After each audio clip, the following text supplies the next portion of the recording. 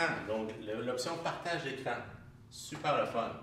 Si vous voulez brancher un appareil sans fil, donc que ce soit un ordinateur, vous allez peut brancher des appareils mobiles, des iPads, des iPhones même, directement sans fil sur votre API, des outils Android, des appareils Android, Chromebook se fait bien aussi, tout ce qui est Windows aussi se fait bien, donc ça va supporter n'importe quelle plateforme.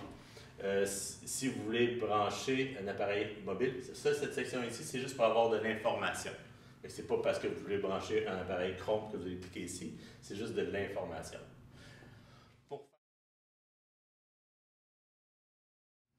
Pour brancher maintenant, par exemple, un appareil Mac, donc si je vais sur mon ordinateur et que je vais aller dans le partage d'écran, sans fil, je vais cliquer. Si je clique dans mon partage d'écran, je vais avoir Localtic. Donc, chaque EPI est nommé au nom du local. Si je vais cliquer sur Localtic, j'ai mon écran qui apparaît au tableau. Et là, je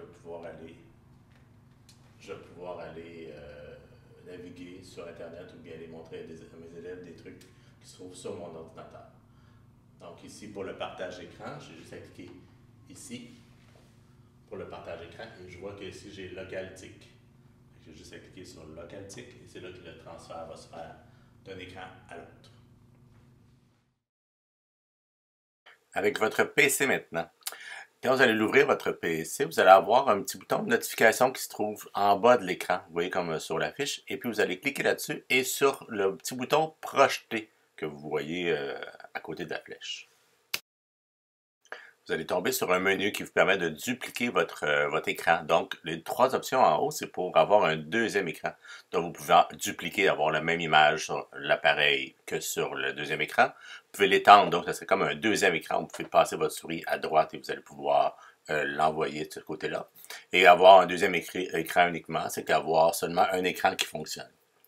Juste en bas, c'est là ça qui vous intéresse. Ça, c'est une petite parenthèse. Ce qui vous intéresse, c'est vraiment le bouton qui est en bas, c'est connecter à un dispositif d'affichage sans fil. Donc, c'est là-dessus que vous allez cliquer pour que le branchement se fasse sans fil avec votre PC. Et maintenant, c'est là que vous allez devriez voir votre EPI, le numéro de votre local qui devrait être présent. Si jamais vous ne le voyez pas, c'est que peut-être une des solutions, c'est que votre Wi-Fi n'est pas sur le même que votre EPI.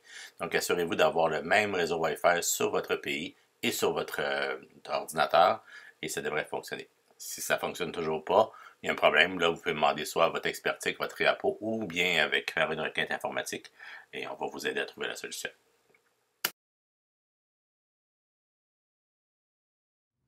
Donc, si je veux brancher mon iPad à l'écran pour qu'il soit encore là recopié directement sur mon API, je dois glisser par ici, je dois partir du haut de l'écran de mon iPad et glisser vers le bas.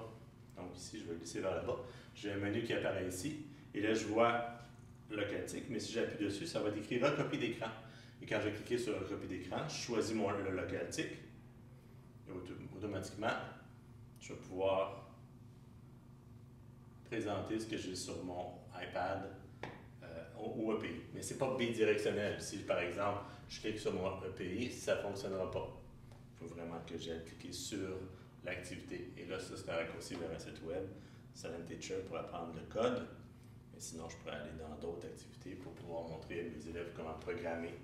Je peux utiliser mon iPad directement à l'écran.